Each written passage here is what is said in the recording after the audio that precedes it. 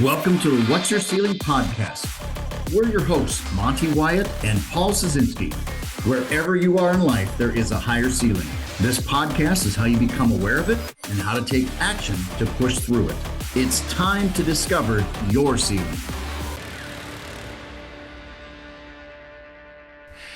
Welcome to the What's Your Ceiling podcast, where we talk about your health, your family, your business.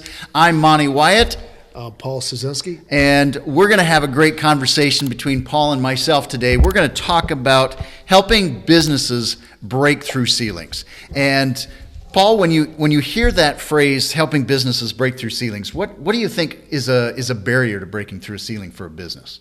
Well, I think a lot of it is that business owner, their skill set. A lot of businesses, as you well know, will grow 3 to 10 to 25, 75, 100 million, but there's a point in time they level out. And how do they go to that next level? And that's a lot why we're here today, is to talk about where we're at today, how we can break through those ceilings, and helping people break through those ceilings. Now, Monte, you've done this now for 25 years. You've helped several businesses go from zero to over $100 million. And I'm excited today to have this event and talk about that. And we always talk about there's really no secret sauce out there. It's just some real fundamental things you got to do. And we're going to talk about that today, and I'm looking forward to that, Monte. Yeah, I think it'll be a fun conversation to share some of the things to think about as an organization. And when I think of an organization, to me, it's a CEO and executive team has to be the driver. And I look at it this way. We talk about breaking through ceilings. The CEO and executive team is the ceiling of a business. Yes. Their mindset, their view, their skill set, they are the ceiling of a business. If they don't have the right direction, they don't have the right skill sets, they are holding the organization back. Yeah. Core values, your mission, your vision, all that stuff that's put together by the guy that's leading that company is important. And bringing those people to put them on that bus, to put them in the right seats. Now, Monte, you've worked with a lot of companies over the years, and you have different ways when you're dealing with the executives to the employees. And I know you do them in groups, and you also do them with the businesses. But tell me a little bit about the companies you've worked with that you've seen break through these ceilings, and what success they've had. What do you look for in those type of companies, and why do they break through those ceilings? You know, a couple things that I think about. My clientele range from 10 million in revenue to 2 billion in revenue. So these are organizations that either have an executive team or are ready for an executive team to go to that next level. And they believe in personal growth. They believe in organizational growth. They want help to see things that they can't see. I define what I do as I bring clarity to how executives lead and manage their organization. And when I talk about clarity, it's in every aspect of their business. How are they leading and inspiring their people? How are they managing their organization? There's a lot of people, management has got a bad rap over the last number of years. Business in general has gotten a bad rap. And, in the 80s, it was tough management, and now we're all about leadership. You need both leadership and management. We lead people, we manage processes.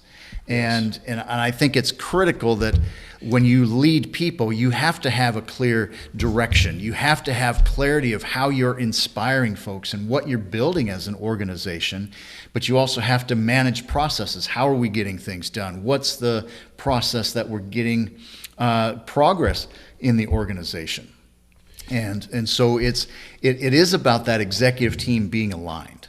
It is. And something that I believe in, and what's important today and what you're talking about, I think the biggest commodity today is human collaboration, which takes leadership and the right people to scale that business.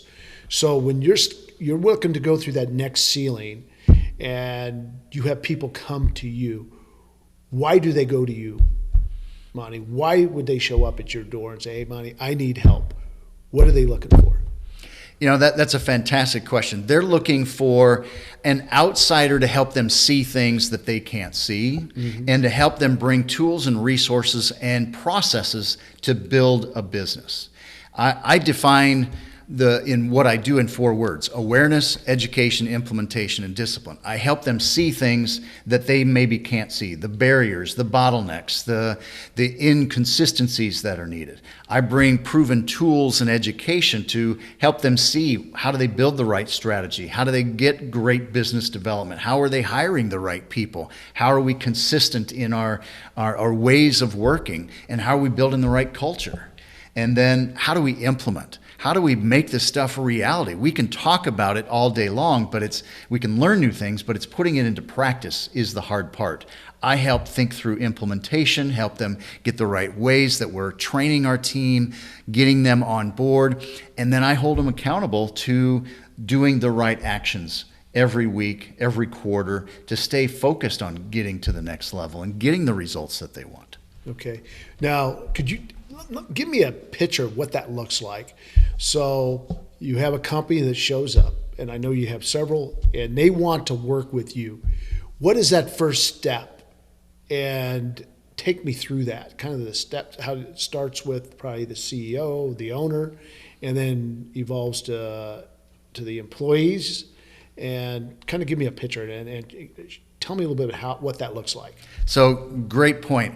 One of the first steps I always do, and I call it an alignment, where I need to get aligned with that executive team. So I interview every executive that's a part of the executive team to understand where they've been, where they want to go, what they see as bottlenecks, what's working, what's not. So in that alignment interview, I'm getting to know where each individual is thinking and what they see. And it's always interesting. I can see who's full of it and who's not, and who's on board to where they're headed or who's concerned with where they're headed. And that helps, because step 2 is I do a 2-day retreat with that executive team.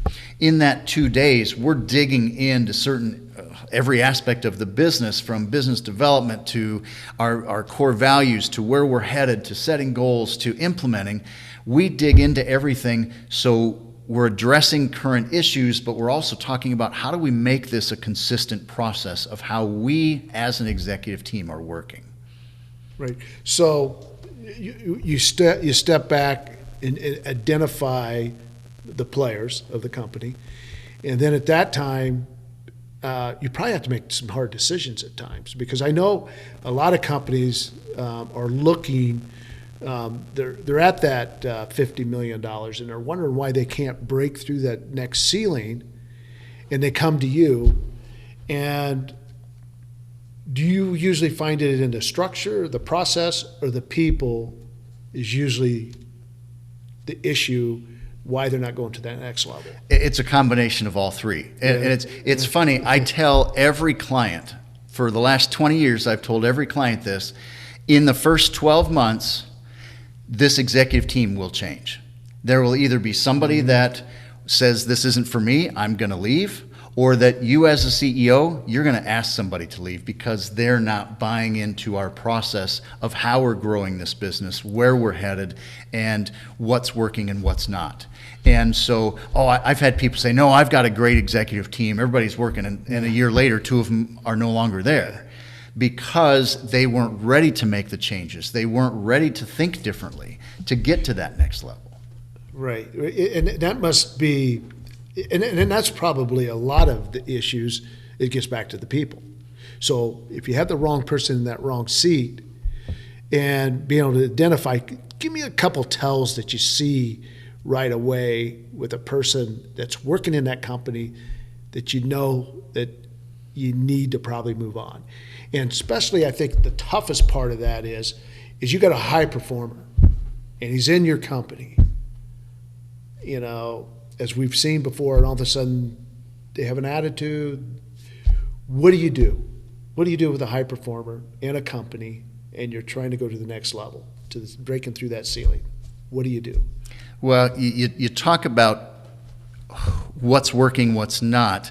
But when I see someone that's not living the core values, or not willing to live the way that we need to be living with our team, the executive team is the ceiling of an organization. How they think, how they act, how they interact with other people, how they collaborate.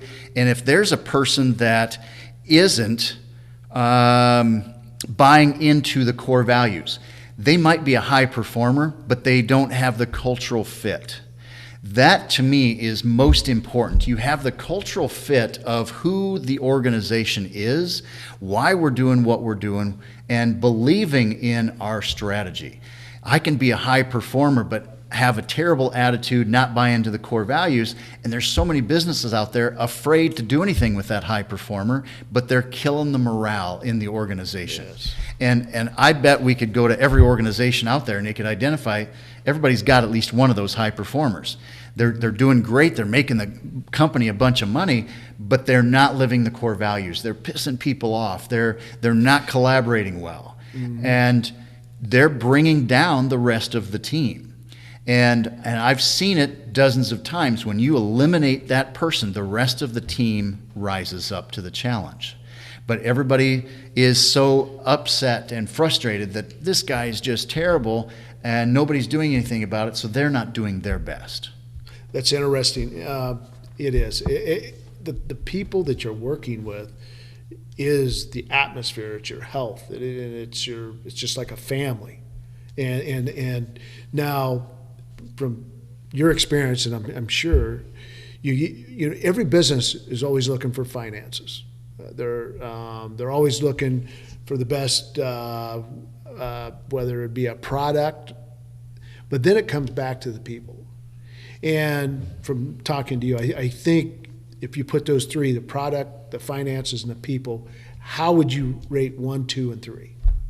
Oh, it's got to be people number one. You can have the best product in the world, but if you don't have the right people to implement the right concepts of marketing or concepts of execution or manufacturing, you can't get there. Now, you got to have financials to get the results, but if you don't have the right people running the financials, we've all seen this where from the outside the business looks great, but the finances are ugly or they aren't up to date or they're incorrect, and because you didn't have the right person leading the finance team or the right CFO doing the right analysis. Yes, yeah, and I've found out myself in my companies where I've built companies, and I find out, you know, I didn't have that right person, like you said, in the right seat doing the books. And what you find, you have to redo the books. I mean, it's important. If you can't track it, you don't know where you're going. And setting those targets are important.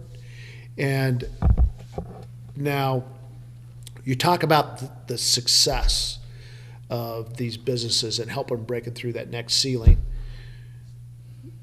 Could you give me 3 factors why a company will stall out and never break through that next ceiling?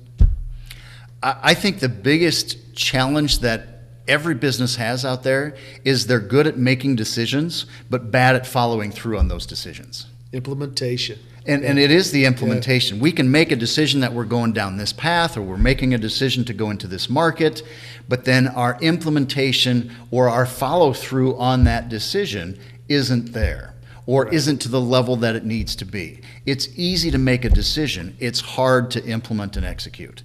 I think that's the biggest challenge, that everybody's got ideas.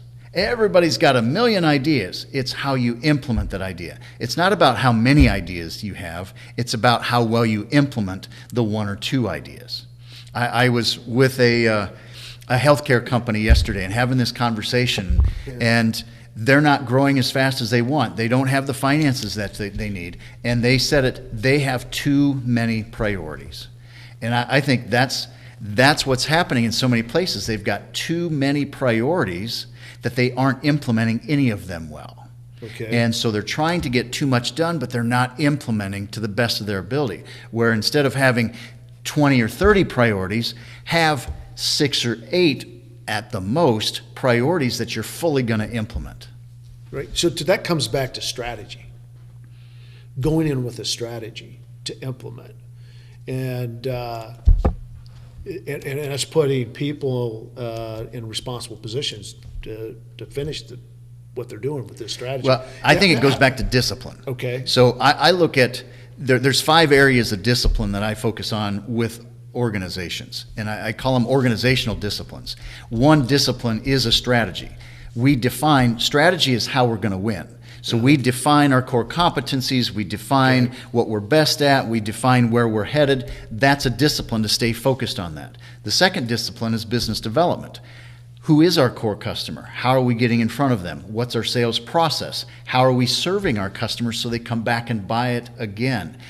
There's so many businesses out there that are great at selling something, but they aren't good at getting them to come back again. That's a discipline that you have to have. The third discipline is people. People are so important that we have to have discipline of how we're training our people, how we're hiring our people, how we're instilling the right leadership skills in our people. The fourth discipline is execution. Execution is how do we follow through? How do we making our plans come to reality by having a 90-day action plan? And then the last discipline is mission. Now, I'm not talking about a mission statement. I'm talking about our culture. I'm talking about our core values, who we are, why we do what we do.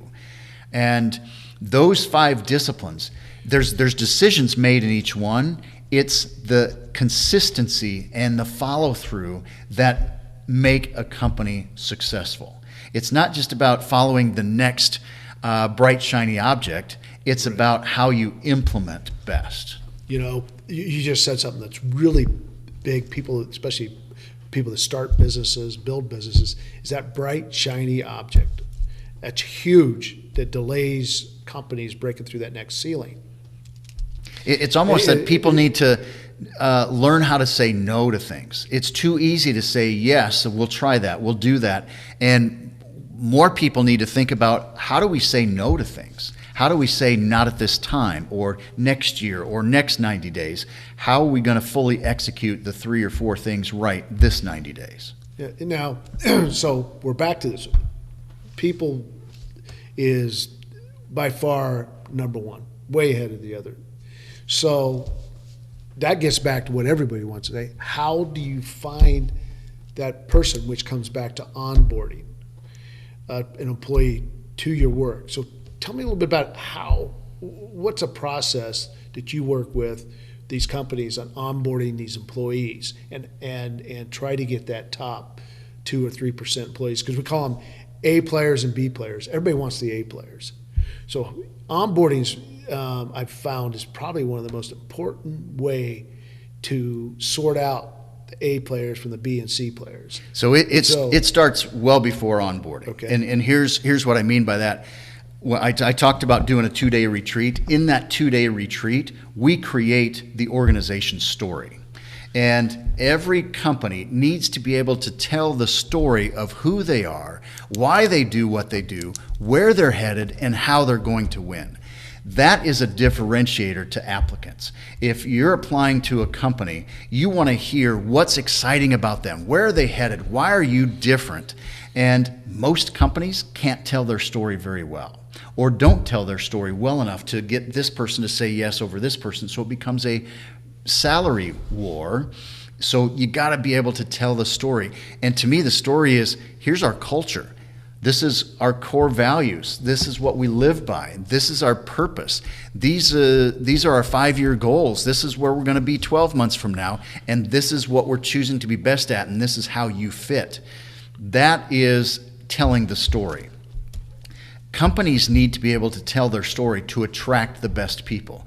Now, a part of that is recognizing and interviewing, do they match the core values that the company has? And it's no longer about skill set. It's about people characteristics. What are the characteristics? Because more times than not, we're going to teach them what we want them to do. There's some minimum skills that you got to have for the position, but I'm going to teach you how to do it our way.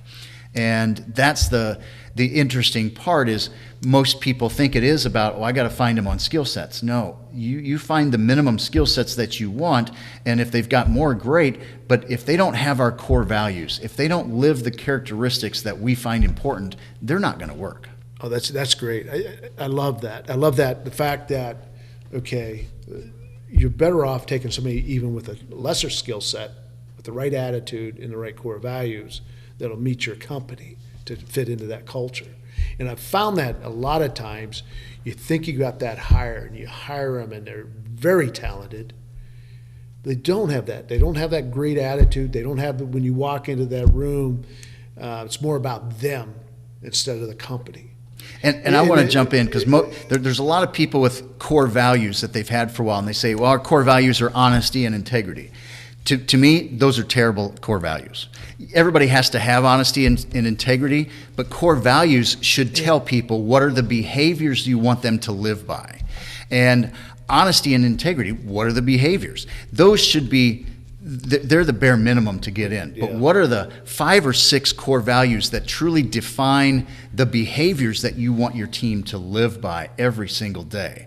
And that's a part of the 2-day retreat. Either we're evaluating their core values, if they're still right, how do we adjust the definition, how do we adjust the word, or let's create the core values that match the characteristics that we want. And there's a couple things around the core values. There's a couple tests to make sure they're the right core values. Number one, we're willing to fire if somebody's not living them. Mm-hmm. If we're not willing to fire based on core values, then we're not committed to those core values. The second test is we've got to be willing to walk away from business. Mm-hmm. Because maybe I've got a vendor, maybe I've got a customer that's not treating us that matches our core values. And we have to be so clear on what those behaviors look like. How do we live? How do we treat people? Because if we're not getting treated well by our vendors or our customers, we need to ask, is this the right vendor or customer that we should be working with? So be willing to walk away from business. Yeah. And I've found, since we've refocused on the core values with my company, is a lot of times the employee will phase themselves out and fire themselves because it's really uncomfortable for somebody that doesn't live in that culture or those core values of that company, and I find that they'll eventually weed themselves out. But I want to tell you, it starts at the top, though. If the CEO and executive team aren't talking about those core values, they're not reinforcing them, they're not holding people accountable to those core values, they're not going to force themselves out, because the executive team, they're going, well, they're not living them, why should I? So yes. It starts, as I said, that executive team is the ceiling of the business, and the team is a reflection of that executive team.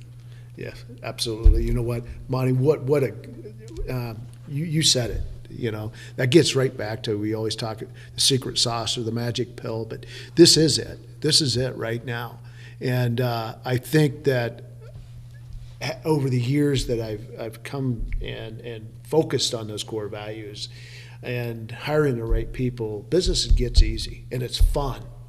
It gets to a point where it's fun. But you realize every day you show up at work, there's going to be problems.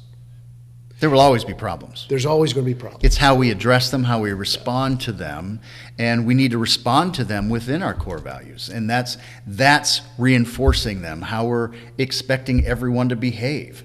And every challenge that you have with an employee should be able to be addressed by a core value. By how do I grow in that core value? How do I learn? Whether it's somebody showing up late, not doing their work, not following through, it's breaking one of the core values that we have.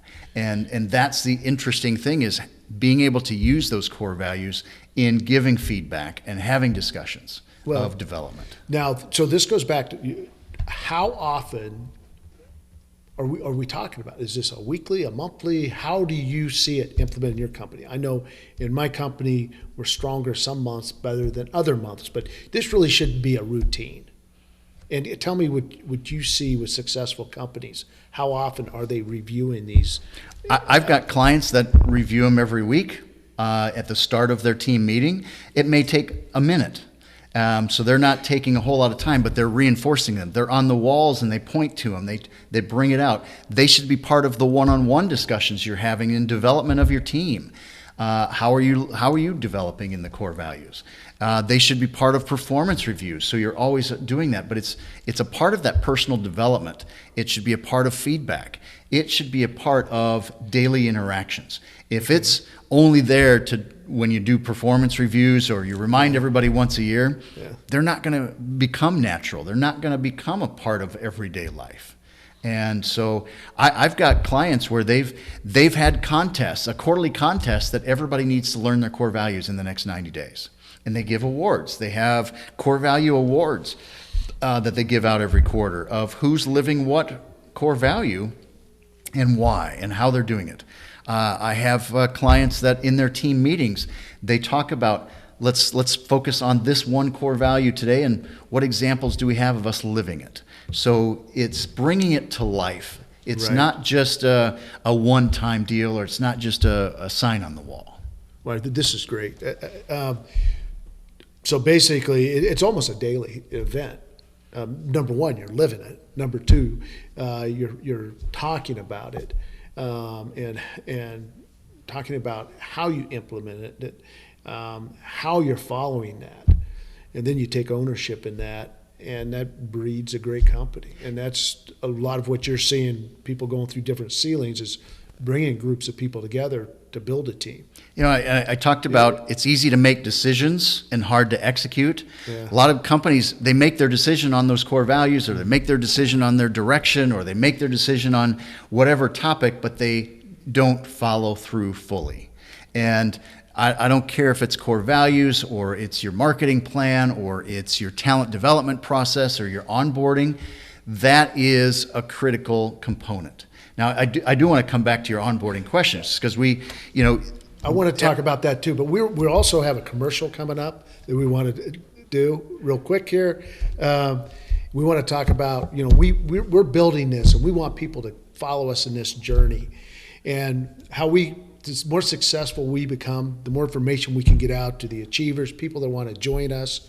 And we need people to give us thumbs up. We need people to subscribe. And I know Monte's been working on different avenues and getting the word out. So please subscribe, give us thumbs up, and we'll give you more great content and bring more great guests on. And you want to add to that? I love it. We call our audience the achievers. So if you have a desire to go to the next level, or help your team go to the next level, or your personal life go to the next level, then this is a podcast for you. It's What's Your Ceiling? We're helping you break through ceilings by giving you education, by giving you tips, sharing stories from others that have gone through similar things that you're going through. So like us, share us, and let's continue to spread the word on What's Your Ceiling.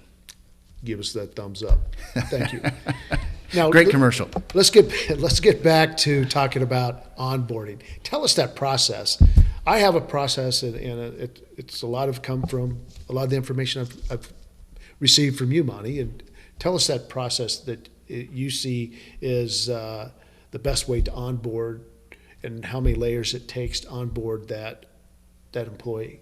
So it's interesting. So many businesses think that onboarding is a one-day activity. They come in the office, here's your keys, here's your computer, here's what you do, take care. And that's their onboarding process. To me, once you've hired the right person, now it's our responsibility as an organization to train them to be the best they can in their position. And I believe that you should have a minimum of a 4-week onboarding process, meaning that for the next 4 weeks, here's what I'm going to train you each week, and here's what I'm expecting you to be proficient in every week. So it might be me that you learn from, it might be somebody else, whatever the situation might be, but at the end of every week, that manager should be sitting down with them to see how are they learning what they were expected to learn that week. I've had clients after 2 weeks of going through their onboarding process saying, you're not learning fast enough, this isn't working out. And it's not a bad thing. That's part of that onboarding process, is to confirm that you have the right person. It's so interesting, kids go to school, they know when they have a test. They have a test 2 weeks out, so they have to study for it. Well, it's the same with onboarding a new employee. This is what I need you to learn this week, and next week, and next week. Well, something that, we're all looking for the A players to join the team, correct? And that onboarding process, you're looking for the culture, that guy that can fit your culture. And you got people that can interview. I mean, that interviewing process, find that A player, that person that shows up at that interview is going to be the best that he'll ever be. And you're going to see, so you hope if you get that A player to join, and you're going through this onboarding process, prior to onboarding, you got money involved. I mean, you're invested into this person, and he's not profitable. There's a certain point in time that an employee will become profitable, but it takes months. So the investment you put in is important, as you well know. So let's talk about this. So before the onboarding, you're going to do an interview.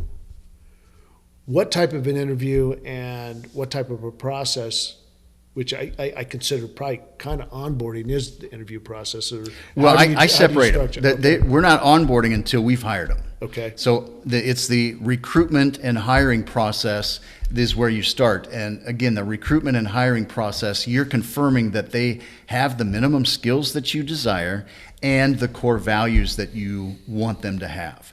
And what that interview process should be showing you, as you said, everybody wants to hire the A player. An A player means they're high in your core values and they've proven productivity in their past. Mm-hmm. So on day one working for you, they should still be high in core values, but they're not productive yet. So your job as that hiring manager or that onboarding manager is to get them productive. Your role as a manager is to help ensure that your team is competent and productive. And you do that in, again, making sure that you outline here in the first 4 to 6 weeks is what we're going to teach you. And this is what I expect you to be proficient in at the end of each week. And at the end of each week, that manager needs to be confirming that they are proficient. That to me is, you know how to do this, you know how to do that without help from someone else. So what you're telling me, you're setting targets and a roadmap. Absolutely. And you know, we had a while back, if you remember, we had Terry Rich.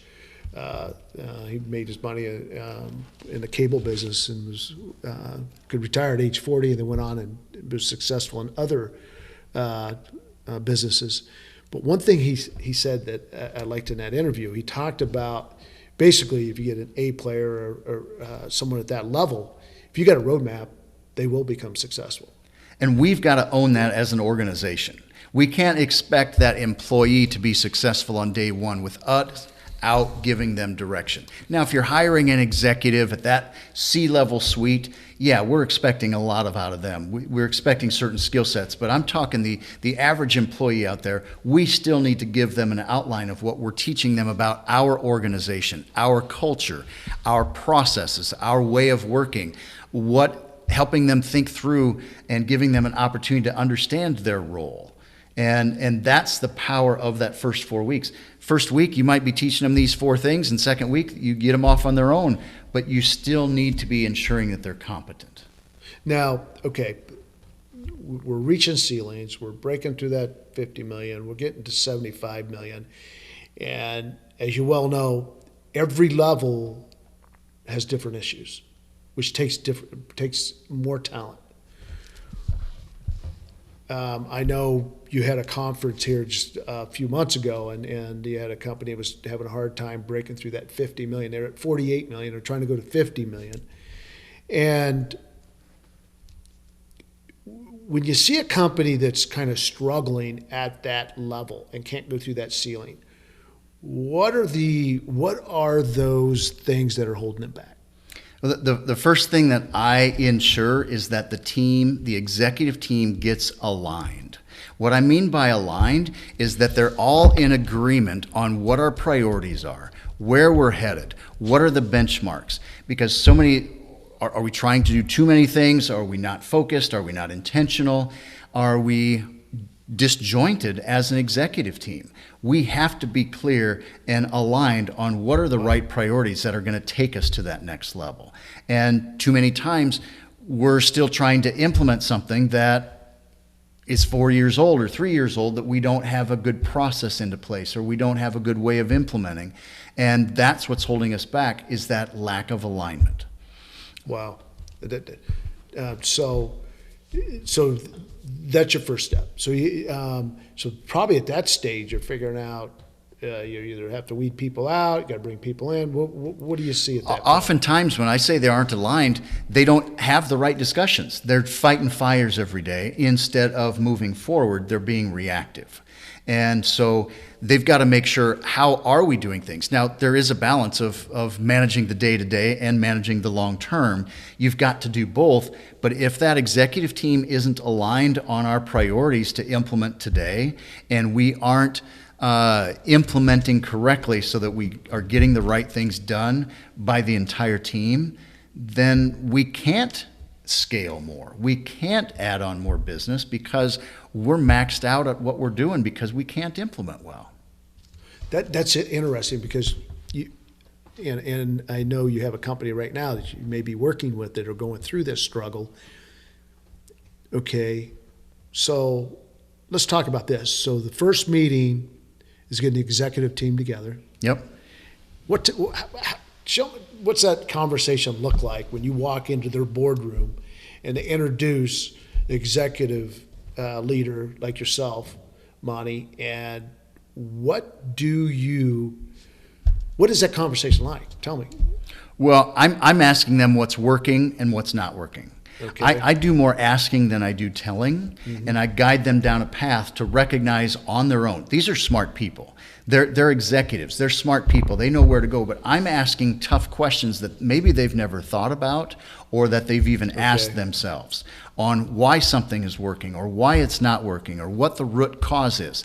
Too many times we're trying to fix the surface issue instead of the root issue. And I think that's where I really help folks is we get to the root issue and we address it and then implement it. And because that's the hard part is the root issue. It's the easy part to talk about the surface things because we're not offending anybody or we're not changing things. You got to change things. You're going to have to offend people. You're going to have to do it right because you got to address any root issues that's keeping you from moving forward.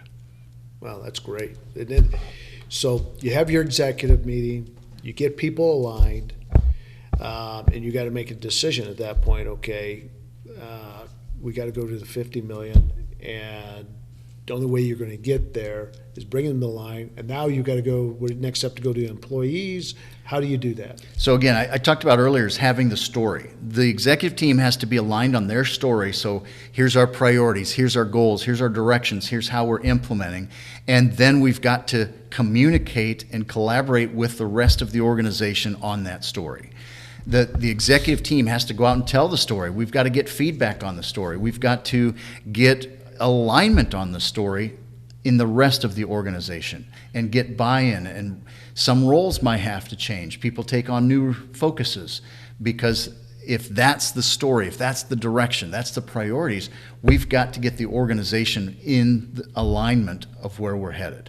So again, that executive team is the ceiling of not only energy, but direction, of collaboration. They've got to be on the same page, and then they've got to implement it throughout the rest of the organization so we get alignment. Wow, this is great information, Monte. I've learned a lot today. This is great stuff, and I appreciate going through this because I'm sure the people out there, the achievers and people watching this can pick up a lot. And I know, Monte, you are always available, and if you were to, someone was wanting to work with you, what's your A-player client that you want to pick up today? Because I know you just don't take anybody. But could you describe that person? If I was to show up and say, Monte, I'd like to work with you, I'd like to hire you for your services, what type of people are you looking for? My core client is a CEO and executive team. And it's got to be the both of them together. The CEO and the executive team are my number one client. They are wanting to grow faster. They're wanting to go to the next level, but they also believe in personal growth, organizational growth, leadership and management development, and they believe they can't do it alone. And I think that's the most successful people in the world believe that. They can't do things on their own. And there's always a resource out there, and that's what I am. I'm a resource to help people think differently, act differently, create new disciplines in themselves and their organizations. And so if I always offer complimentary strategy sessions to give a little insight on how I can help organizations. So you can go to addzeroesnow.com or Monte@montewyatt.com is my email address to ask for that complimentary strategy session, and I'll gladly come spend 60 or 90 minutes with you to understand your situation, see how I can help you, and see if there's a good fit. Wow. Well, I'll tell you what, I got a lot out of today's podcast, and I appreciate going over that, Monte. It's been great. I think everybody out there will enjoy this. Once again, thumbs up, subscribe, and great job. I appreciate it, Paul. Glad to have the conversation, and look forward to seeing you on the next podcast. Thanks, everyone. Thank you.